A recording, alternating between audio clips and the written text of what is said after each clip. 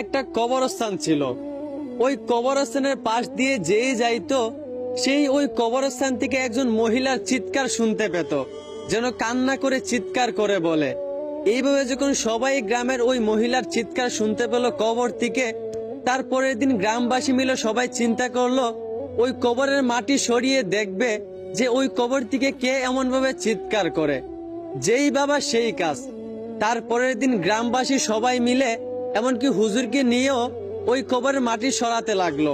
কবরের মাটি সরানো শেষে যেই একজন বাঁশ সরাতে যাবে, এমনি কবর থেকে একজন মহিলা বলে উঠলো, আমার কবরের বাঁশ সরাতে যাবেন না, আমাকে দেখা যাবে। আমার কবরের বাঁশ এমন কয়েকজন লোক সরান যাদের সাহস আছে। এই কথা বলা মাত্রই সব লোক ওইখান থেকে সরে গেল। তারপর কয়েকজন সাহসী লোক ওই কবরের বাঁশ সরালো। বাঁশ সরানো মাত্রই ওই মহিলাটাকে দেখা গেল। ওই মহিলাকে দেখে সাহসী ব্যক্তিরা চিৎকার করে উঠল। মহিলাটার মাথায় কোনো চুল ছিল না, মাথায় কোনো চামড়া ছিল না, মাংসও ছিল না। মহিলাটার মাথার মধ্যে পোকা ধরে গেছিল। মহিলাটার টুটটা পচে গলে পড়তে লাগলো।